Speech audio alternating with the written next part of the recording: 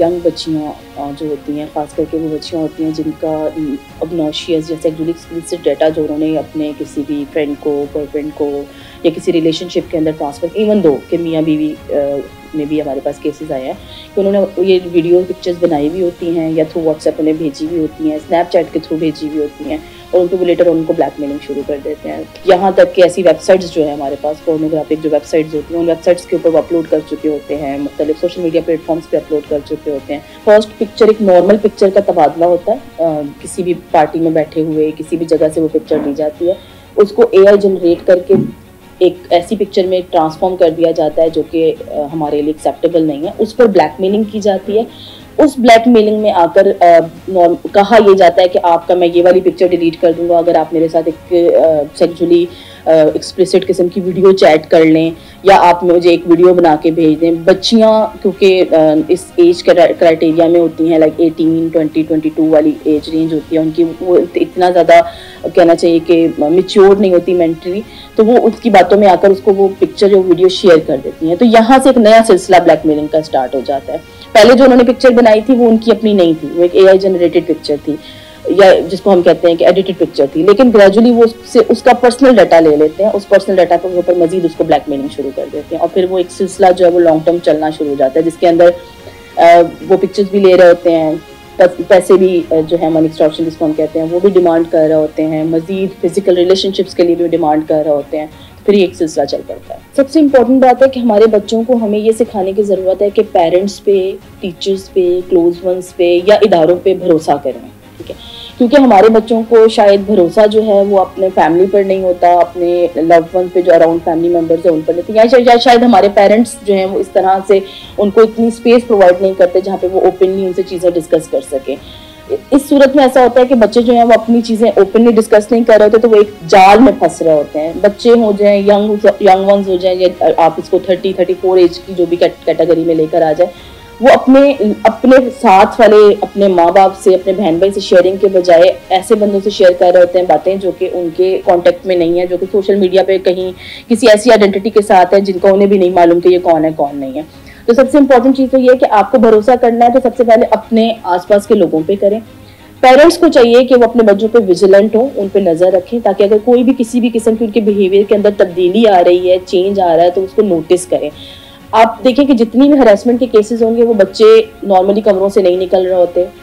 खाना पीना छोड़ देते हैं, उनकी जो हेल्थ है वो डिटोरिएट हो रही होती है, उनकी मेंटल हेल्थ डिटोरिएट हो रही होती है, उनके मार्क्स कम हो रहे होते हैं, उनकी एब्सेंटीज जो स्कूल्स कॉलेजेस में हैं वो बढ़ रही होती हैं और पेरेंट्स उसको उस तरह से इग्नोर कर रहे होते हैं। एक तरह से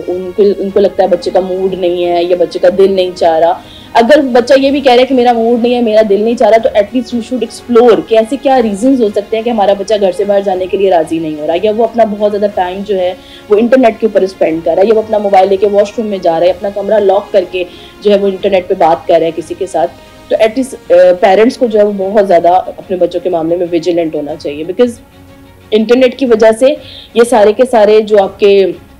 शिकारी हम कह सकते हैं जो इंटरनेट के ऊपर बैठे होते हैं वो अब आपके कमरों तक आ चुके हैं, आपके बिल्कुल कहना चाहिए मोबाइल के अंदर मौजूद हैं। तो आपको उतना ही ज़्यादा विजिलेंट रहना पड़ेगा, अपने बच्चों के साथ उतना ज़्यादा अच्छा बाउंड बनाना पड़ेगा, अपने बच्चों के साथ फ्रेंडली होना पड़ेगा ताकि वो आपके साथ हर तरह का जो इशू है वो डिस्कस कर सकें।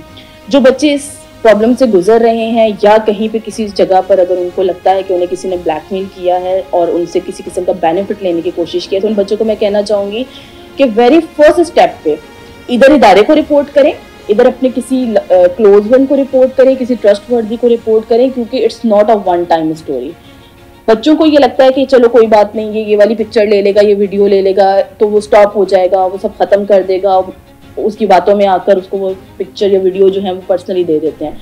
वो कभी भी नहीं करेगा। जो आपकी एक नॉर्मल पिक्चर को एडिट करके आपको ब्लैकमेल कर रहा है वो आपके पर्सनल डाटा के ऊपर आपको मजीद ब्लैकमेल करेगा। इवन अगर वो आपसे पैसे मांग रहा है आपके डाटा के ऊपर, आपसे कह रहा है कि 5,000 या 10,000 रुपये मुझे दे दो और मैं इसको डिलीट कर दूंगा, वो ऐसा नहीं करेगा। उसका आप खुद उसकी मोटिवेशन बढ़ा रहे हैं कि मैं तुम्हें आज 5 दे रही हूँ, कल मैं तुम्हें 50 भी दूंगा, ठीक है। तो आप एक चेन चला रहे हैं खुद से, तो कभी भी उनकी बातों में ना आए, कभी भी अपना कोई पर्सनल डाटा मजीद शेयर ना करें, कोई अमाउंट उनको शेयर ना करें। इनफैक्ट इदारों को रिपोर्ट करें, हम लोग यहाँ पे मौजूद हैं, पेरेंट्स को रिपोर्ट करें, पेरेंट्स के ऊपर ट्रस्ट करें। ऐसा नहीं है कि आपके पेरेंट्स आपको हमारे बच्चों का ये ख्याल होता है कि शायद पेरेंट्स हमारे साथ नाराज हो जाएंगे। ज़ाहिर है वो पेरेंट्स हैं, टेम्परेरली शायद वो आपसे नाराज भी होंगे, मगर अल्टीमेटली वही आपकी हेल्प करेंगे। आपके बहन भाई, आपके पेरेंट्स, जितनी ज़्यादा सपोर्ट वो आपकी कर सकते हैं, कोई और नहीं कर सकता। हम समझ रहे होते हैं बाज़ दफ़ा जब हम जिसको हम अक्यूज़ कहते हैं, वो हम अरेस्ट करके लाते हैं, तो वो कहते हैं मैंने तो अभी एक शेयर भी नहीं किया था, मैंने तो सिर्फ ये इसको वैसे ही डरावा दिया था या धमकाया था कि मैं ऐसा करूंगा, मेरी तो ऐसी कोई इंटेंशंस नहीं थी।